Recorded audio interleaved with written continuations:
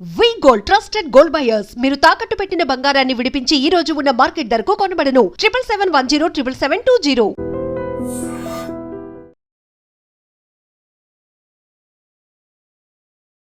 Welcome to iDream media. So జనరల్గా దగ్గు, జలుబు, జ్వరాలు వీటికి ఓవర్ ద కౌంటర్ మెడిసిన్ వాడుతూ ఉంటాము. సేఫేనా? దగ్గు మందు విషయంలో ఎలాంటి జాగ్రత్తలు తీసుకోవాలి వివరాలు తెలుసుకుందాం. మనతో పాటు ప్రముఖ internal medicine specialist doctor Rajesh Ukkala గారు ఉన్నారు. డాక్టర్ గారు నమస్తే అండి. నమస్తే. ఇప్పుడు మేము తొందరగా జనరల్ మెడిసిన్ దగ్గరికి వెళ్ళము. అవి ఏంటంటే ట్రీట్ చేసుకోవచ్చులే, దగ్గు జలుబు జ్వరాలే కదా అనుకుంటాము. అయితే దగ్గు వచ్చిందంటే మాత్రం మొండి దగ్గు ఒక పట్టాన్ని తగ్గదు. దానికోసం నిజంగానే డాక్టర్ దగ్గరికి వెళ్ళాలా? మెడికల్ షాప్కి వెళ్ళి దగ్గు మందు తీసుకొని తగ్గించుకోవచ్చా? సో చాలా ఇంపార్టెంట్ క్వశ్చన్ ఇది. అండ్ కరెంట్ ఉన్న సిచ్యువేషన్కి అప్రాపరేట్గా కూడా ఇన్ఫర్మేటివ్గా ఉంటుంది. సో బేసిక్లీ ఏంటంటే మీరు అన్నట్టు over the counter medicine to an extent allowed. అది ఎంతవరకు అంటే ఒక హెల్దీ ఇండివిజువల్ ఏ హెల్త్ ప్రాబ్లమ్స్ లేకుండా ఏదో ఒక 2-3 డేస్ వాడడానికి over the counter medicine is fine. ఎందుకు ఇలా చెప్పాల్సి వస్తుందంటే ఈ మందులన్నిటిలో కూడా డిఫరెంట్ టైప్స్ ఆఫ్ కాంబినేషన్స్ ఉంటాయి. ఏ కాంబినేషన్ ఎవరికి కరెక్టు, ఎలా దీన్ని డిసైడ్ చేయాలి, ఎటువంటి మందు వాడితే వీళ్ళకి రిలీఫ్ వస్తుంది అనేది ఒక క్వాలిఫైడ్ పర్సన్ ద్వారానే ఇది కరెక్ట్ పద్ధతి. సో ఇన్ జనరల్ దగ్గుకి ఇది సిరప్ అనేది అయితే ఊత పదంగా మనం చెప్పేది కాఫ్ సిరప్ తీసుకోవాలి. బట్ ఈ కాఫ్ సిరప్లో చాలా రకాల కెమికల్ మిక్చర్స్ ఉన్నాయి. ఏది మనకి కరెక్ట్? ఫర్ ఎగ్జాంపుల్ ఇక్కడ ఆస్తమాలో కూడా కాఫ్ ఉంటుంది. సో మనం రొటీన్గా వాడే కాఫ్ సిరప్ ఆస్తమా వాళ్ళకి సరిపోదు, పనిచేయదు. సో అలా బ్లడ్ ప్రెషర్ ఉన్న వాళ్ళు కొన్ని రకాల కాఫ్ సిరప్స్ వాడకూడదు. కొన్ని రకాల, ఇప్పుడు సపోజ్ ఫిట్స్ వ్యాధి ఉంది, వాళ్ళల్లో కూడా కొన్ని రకాల కాఫ్ సిరప్స్ వాడకూడదు. సో ఇది ఎవరు ఏంటి అనేది తేల్చాల్సింది ఎక్స్పర్టే. ఎవరైతే ఆ ఎడ్యుకేషనల్ పర్పస్ సాల్వ్ చేసి కూర్చుంటారో వాళ్ళకి క్రైటీరియా అనేది తెలుస్తుంది. ఓవర్ ద కౌంటర్ వెళ్ళినప్పుడు నాకు తెలిసి ఇంత డీటెయిల్డ్ అనాలిసిస్ జరగదు కాబట్టి డెఫినెట్లీ నాట్ రికమెండెడ్. ఇదే తరుణంలో వైరల్ ఇన్ఫెక్షన్స్ అన్నింటిలో కూడా లివర్ కాస్త కోస్త ఎఫెక్ట్ అవుతుంటుంది. పారాసిటమాల్ ఏదైతే కామన్గా వాడతామో ఎంత మోతాదుల్లో వాడాలి, ఎవరు వాడాలి, ఎవరు వాడకూడదు, ఎవరికి లివర్ ఎఫెక్ట్ ఉందని తేల్చే విధంగా చూస్తే అది కూడా ఎక్స్పర్ట్ ఒపీనియన్ కిందే కన్సిడర్ చేయాలి. సో అదేవిధంగా చూసుకుంటే అలర్జీ ట్యాబ్లెట్స్, ఈ అలర్జీ ట్యాబ్లెట్స్లో కూడా కొన్ని నిద్రపుచ్చేవి ఉంటాయి, కొన్ని నిద్రపుచ్చనివి ఉంటాయి. ఎవరికి ఎలా వాడాలి అనేది కూడా చాలా రకాలు ఉన్నాయి కాబట్టి అది కూడా నిర్ధారించింది ఎక్స్పర్ట్. సో నేనేం చెప్తానంటే for a short period, maybe for a 3-day period కాస్త ఇంప్రూవ్మెంట్ కోసం అలా తీసుకొని ఇంకా పెరుగుతుందంటే డాక్టర్ని సంప్రదించడం అనేది ఇంపార్టెంట్. మీకు అండర్లయింగ్ హెల్త్ కండిషన్స్, పర్టికులర్గా బ్లడ్ ప్రెషరు, డయాబెటీసు, ఈ బ్రెయిన్ సంబంధించిన ఎపిలెప్సీ లాంటివి, కిడ్నీకి సంబంధించిన వ్యాధులు, లివర్కి సంబంధించిన వ్యాధులు, ఇలాంటివి ఉన్నప్పుడు మీరు దయచేసి ఓవర్ ద కౌంటర్ తీసుకోవద్దు. దానికి డోసేజెస్ ఉంటాయి, ఫ్రీక్వెన్సీ ఉంటుంది, ఇంటరాక్షన్స్ ఉంటాయి. ఇవన్నీ కూడా మనము కరెక్ట్గా అనువదించుకొని వాడాల్సిన అవసరం ఉంది.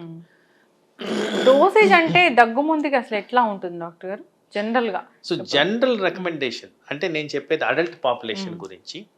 జనరల్ రికమెండేషన్ అందరికి కూడా 10 ml పర్ టైమ్ అని చెప్తాం. About 3 times a day. This is the recommendation. అయితే వీళ్ళకి సపోజు ఈ దగ్గు మందులు అన్నింటిలో కూడా చాలా మటుకు నిద్రపుచ్చే తత్వం ఉంటుంది కాబట్టి సెడేటివ్స్ వాడుతుంటారు. ఒక పెద్ద 70-year-old పర్సన్ ఉన్నారు, వాళ్ళు నిద్ర పట్టట్లేదని ఆల్రెడీ నిద్ర మందులు వాడుతుంటారు. వాళ్ళకి ఇదే మోతాదుల్లో ఇచ్చినప్పుడు తరచుగా నేను ఎక్స్పీరియన్స్ చేసే క్లినికల్ ప్రాక్టీస్లో మాకు కళ్ళు తిరుగుతున్నాయి, వామిటింగ్ సెన్సేషన్ వస్తుంది, మలబద్ధకం వస్తుంది, ఇలాంటి ఇంటరాక్షన్స్ అనేవి జరుగుతాయి. ఇదే విధంగా ఇదే 70-year-old పర్సన్లో హార్ట్ కండిషన్స్ ఉన్నప్పుడు కాస్త జాగ్రత్తగా దీన్ని కన్సిడర్ చేయాల్సిన అవసరం ఉంది.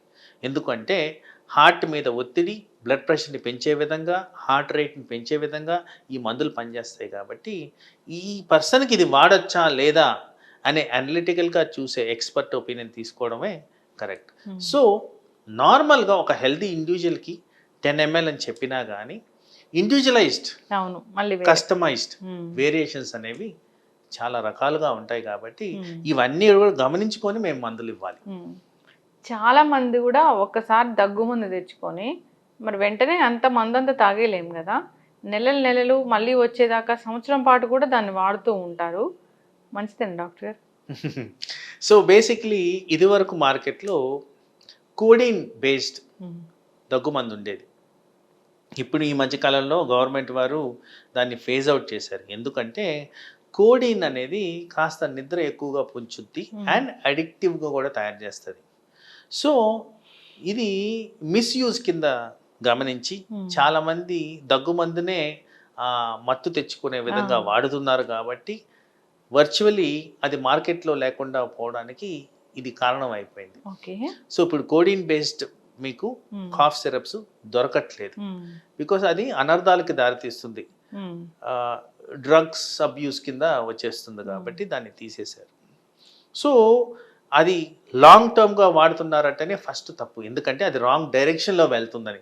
మీకు అండర్లయింగ్ కండిషన్ ఏముంది తెలియదు, ఎందుకు దగ్గు తగ్గట్లేదో తెలియదు. అందుకోసం నేను అన్నాను ఫస్ట్లోనే 3 days కన్నా ఎక్కువ ప్రాబ్లం ఉంటే మీరు కంటిన్యూ చేయొద్దు, వెళ్ళి డాక్టర్ని సంప్రదించండి. ఒకసారి ఓపెన్ చేసిన బాటిల్ని అలాగే ఉంచుతారు మళ్ళీ నెక్స్ట్ సీజన్ వచ్చేంత వరకు కూడా. అది కూడా బ్యాడే. ఎందుకంటే ప్రతి బాటిల్ మీద ఆఫ్టర్ ఓపెనింగ్ ఎన్ని రోజుల్లో కన్జ్యూమ్ చేయాలి అనేది రాసి ఉంటుంది.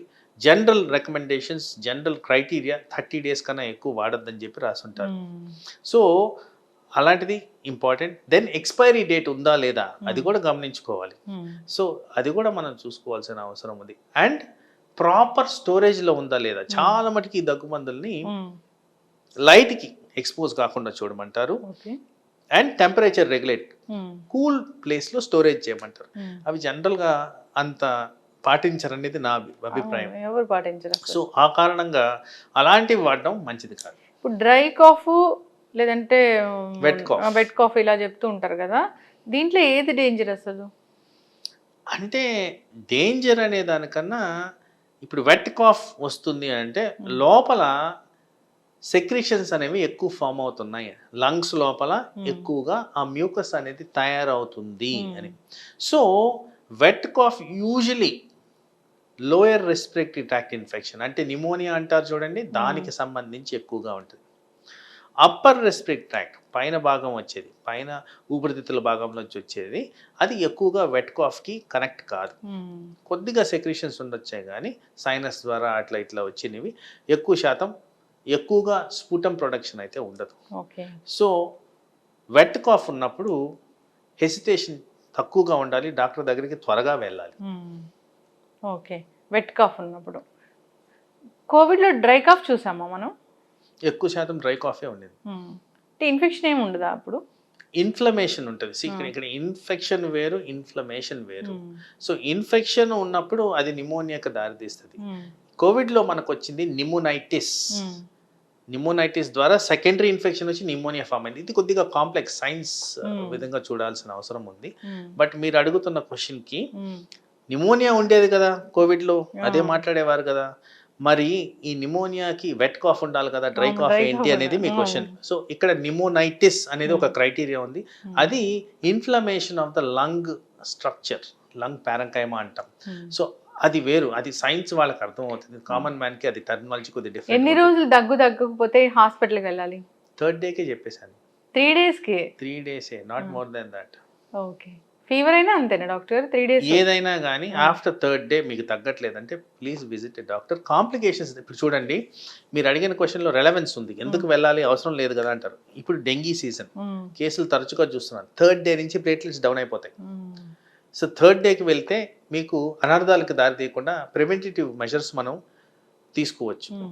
3rd day తగ్గాల్సిన న్యాచురల్ కోర్స్ ఆఫ్ డిజీజ్ అది. 3rd day తగ్గట్లేదంటే ఏదో ఒకటి డిఫరెంట్గా ఉంది ఇక్కడ, మనం దీన్ని ఎవాల్యుయేట్ చేసుకోవాలి అనేది డైరెక్ట్గా ఆ డిజీజే మనకు చెప్తుంది. కాబట్టి మీరు వెళ్ళడం అనేది ఇంపార్టెంట్. ఇప్పుడు దగ్గుకి హోమ్ రెమెడీస్ పనిచేస్తాయా? ఓ డెఫినెట్ హోమ్ రెమెడీస్ చాలా మటుకు. ఇప్పుడు క్లోవ్స్ ఉన్నాయండి, లవంగాలు. సో ఆ లవంగాలు డెఫినెట్లీ హెల్ప్ఫుల్, థ్రోట్ని సూదనింగ్ చేస్తాయి. జింజర్ కూడా సూదనింగ్ చేస్తుంది. కొంతమందికి చాలా మందికి హనీ నమ్ముతారు కానీ నేను ఎందుకు ఐఎమ్ స్టేయింగ్ ఆఫ్ హనీ, ఎందుకంటే హనీ వల్ల కాస్త పెరగడమే గమనించాను కానీ తగ్గడం అంటే గమనించలేదు మంచి హనీ దొరకట్లేదు కదా అండి. Most likely.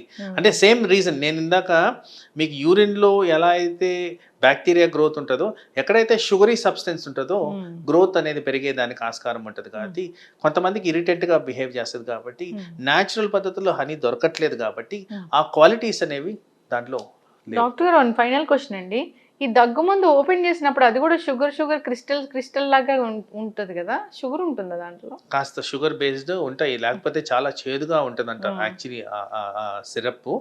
సో దాన్ని తగ్గించడానికి కాస్త అమౌంట్ ఆఫ్ షుగర్ అనేది వాడతారు. ఈ మధ్య కాలంలో షుగర్ ఫ్రీ కాఫ్ సిరప్స్ కూడా వచ్చినాయి, బికాస్ ఆర్టిఫిషియల్లీ ఫ్లేవరింగ్ ఉన్నాయి కాబట్టి ఆ విధంగా వాటిని తగ్గించారు. దగ్గు మందులు ఎప్పుడైనా కంటామినేషన్ అవుతాయా డాక్టర్ గారు?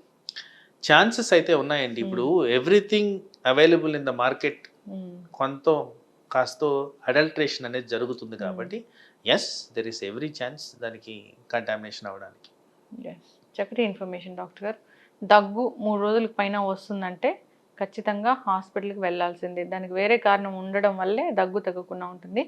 ఒకసారి దగ్గు మందు ఒకవేళ డాక్టర్ ప్రిస్క్రైబ్ చేయకున్నా తెచ్చుకున్నా వాడుతున్నారంటే అప్పటికప్పుడు వాడేసి దాన్ని పడేయాలి, కానీ మిగిలిపోయింది కదా అని నెలల తరబడి దాన్ని ఇంట్లో ఉంచుకోవడము, తర్వాత మళ్ళీ వచ్చినప్పుడు వాడడం అనేది సరైన పద్ధతి కాదు.